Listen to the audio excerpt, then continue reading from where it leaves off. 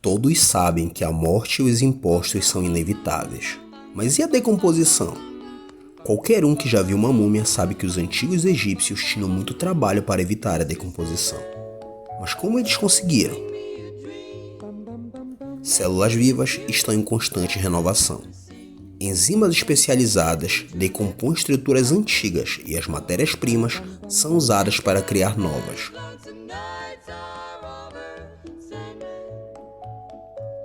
Mas o que acontece quando uma pessoa morre?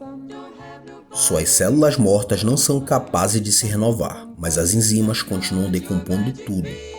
Então, quem quiser preservar um corpo precisa se antecipar e ser mais rápido que essas enzimas.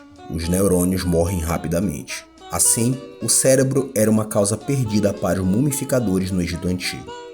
Essa era a razão pela qual, de acordo com Heródoto, o historiador grego, eles davam início ao processo, martelando um prego no crânio, diluindo o cérebro, drenando-o pelo nariz e colocando resinas vegetais dentro do crânio para evitar futuras decomposições. O cérebro pode até se decompor primeiro, mas entranhas em decomposição são bem piores. O fígado, o estômago e os intestinos contêm enzimas digestivas e bactérias que, após a morte, começam a devorar o corpo de dentro para fora. Assim, os sacerdotes removiam os pulmões e os órgãos abdominais primeiro. Era difícil remover os pulmões sem danificar o coração, mas este, por ser considerado o esconderijo da alma, eles o tratavam de forma especial. Colocavam as vísceras em jarros cheios de um sal natural chamado natrão. Como qualquer sal, o natrão evita a decomposição, pois mata bactérias e impede a ação das enzimas digestivas naturais do corpo. Mas o natrão não é um sal comum. É principalmente uma mistura de dois sais alcalinos, o carbonato de sódio e o bicarbonato de sódio. Os sais alcalinos são mortais para as bactérias e conseguem transformar membranas gordurosas numa substância dura e saponácea, preservando assim a estrutura do corpo.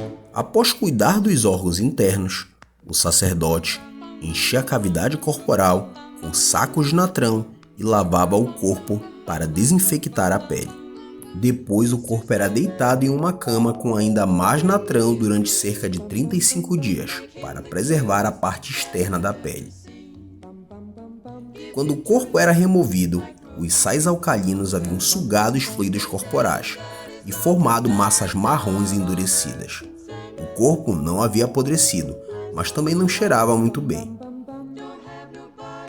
Então, os sacerdotes derramavam resina vegetal sobre o corpo para selá-lo, massageando-no com uma mistura cerosa que continha óleo de cedro e depois o envolviam em linho. Por fim, eles colocavam a múmia em caixões confortáveis e, às vezes, até no sarcófago de pedra. Mas então, como os egípcios conseguiam evitar a decomposição? Por um lado, as múmias definitivamente não são corpos humanos intactos. Veja bem, os cérebros foram diluídos e sugados para fora. Os órgãos foram removidos e salgados como salame, e cerca de metade do que restou dos corpos foi drenado. Mesmo assim, o que sobra fica impressionantemente bem preservado.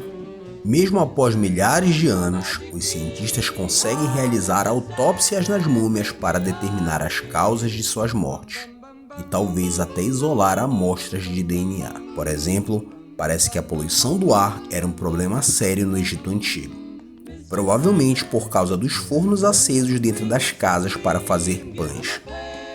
Doenças cardiovasculares também eram comuns, assim como a tuberculose. Então, os antigos egípcios até que conseguiram evitar de certo modo a decomposição. Mesmo assim, como a morte, os impostos são inevitáveis. Quando algumas múmias eram transportadas, eram taxadas como peixe salgado.